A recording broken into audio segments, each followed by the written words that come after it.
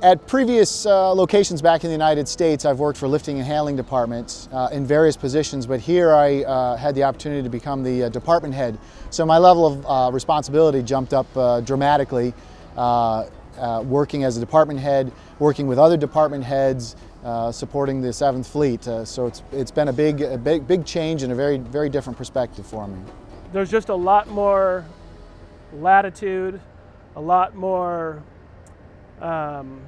responsibility for the manager to know the instructions and make the best decisions in the intent of following them. Here at SRF, as a manager, you're able to work from the deck plate to the top of a project in the many assets to get ready for planning, execution, for material ordering, money, all areas and assets, because our project teams are smaller than normal, but you're working on it every year. So you've got your hands in every part of the project. My level of oversight here at SRF is far different than it was at NAVSEA headquarters. At NAVSEA headquarters, I was in charge of safety for all the commands throughout the Navy. And when I say in charge, I mean oversight. Here, I have environmental, safety, health, and radiological controls oversight for this small command. The level of responsibility that I exercise here is, I think, greater than a similar job in a different setting, perhaps stateside would be. It's a somewhat isolated community that's required to tie in with the rest of the maintenance family.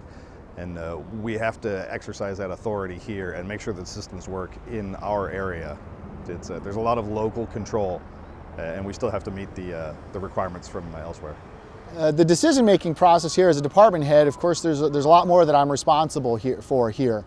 And so that's been a big shift.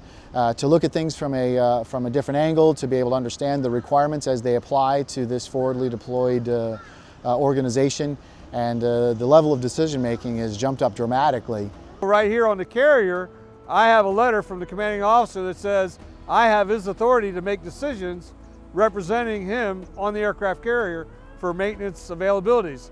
That's not a norm, but here, because things are so fast-paced and we've got 11 ships that we have to deal with, the managers are given more responsibility to deal with the ship and the ship COs.